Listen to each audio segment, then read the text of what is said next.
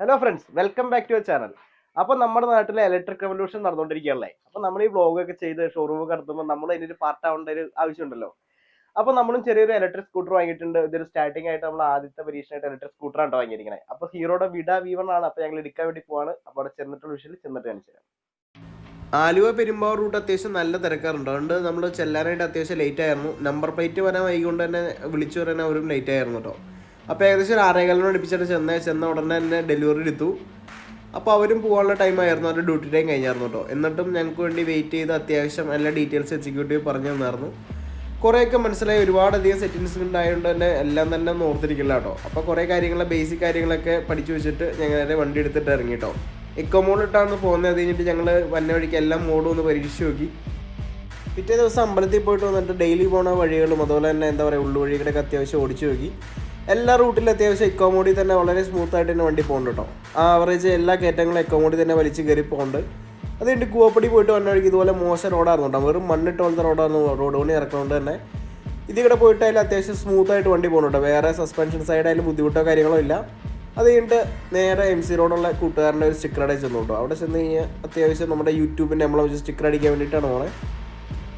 അപ്പോൾ ആ MC road ഓടിച്ചിട്ടായാലും വണ്ടി സ്മൂത്തായിരുന്നു. എക്കോ മോഡിൽ തന്നെ പോയപ്പോഴേ അത്യാവശ്യം റേഞ്ചും കിട്ടിയിട്ടോ. അപ്പോൾ അതേ യൂട്യൂബിൻ്റെ എംബ്ലം വെച്ചിട്ട് ചെറിയ നമ്മുടെ യൂട്യൂബ് ചാനലിൻ്റെ പേരൊക്കെ ഒന്ന് സൈഡിലായിട്ട് ചെറുതായിട്ട് കൊടുത്തു. അപ്പോൾ ഇനി വണ്ടിയുടെ ഓവറോൾ ലുക്ക് ഒന്ന് കാണാം കേട്ടോ. മൊത്തത്തിലുള്ള സൈഡ് വ്യൂ കാണിച്ചു തരാം.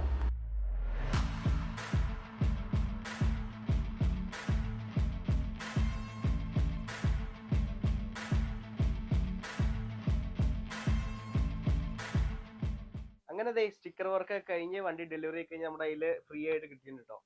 അപ്പോൾ നമ്മൾ ഈ വണ്ടിയിൽ കൂടുതൽ മോഡിഫിക്കേഷൻസ് കാര്യങ്ങളൊന്നും ചെയ്യില്ല. ജസ്റ്റ് ആ സ്റ്റിക്കർ മാത്രമാണ് ഉദ്ദേശിച്ചത്. അത് കൊണ്ട് ചെയ്തിട്ടുണ്ട്. ആ നീറ്റ് ലുക്കിൽ തന്നെ കൊണ്ടു നടക്കാനുണ്ട് അതിന്റെ ഭംഗി. അപ്പോൾ വണ്ടി ഇപ്പോൾ അത്യാവശ്യം എല്ലാ ടെർമിനലുകളുടെ ആ വീഡിയോയിൽ കണ്ട പോലെ തന്നെ ഓടിച്ചിരുന്നു. അപ്പോൾ വണ്ടി നല്ല രീതിയിൽ തന്നെ പെർഫോമൻസ് ഉണ്ട് കേട്ടോ.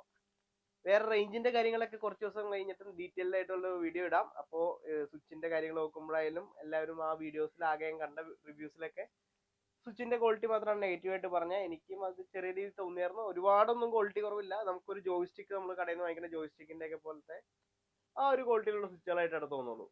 അപ്പോൾ വേറെ വിഷയങ്ങളൊന്നുമില്ല. വണ്ടി ഇതുവരെ ഓടിച്ചതിൽ വെച്ചിട്ട് സാറ്റിസ്ഫൈഡ് ആണ്. പിന്നെ എന്താ പറയാ, ഇതിന്റെ ബൂട്ടിലേക്ക് അത്യാവശ്യം നല്ല സ്പേസും കാര്യങ്ങളൊക്കെ ഉണ്ട്. ഈ വാഹനത്തിന്റെ ഡീറ്റെയിൽഡ് വീഡിയോ ഞാൻ അടുത്ത ദിവസം ഇടാം. നമുക്ക് എല്ലാ മോഡലും റേഞ്ച് ഒക്കെ ടെസ്റ്റ് ചെയ്തിട്ട് അതിന്റെ വീഡിയോസ് ഇടാം കേട്ടോ. അപ്പോൾ വണ്ടി എല്ലാവർക്കും ഇഷ്ടപ്പെടുന്നു വിചാരിക്കുന്നു. അടുത്ത വീഡിയോയിൽ വന്നവരെ ബൈ ബൈ.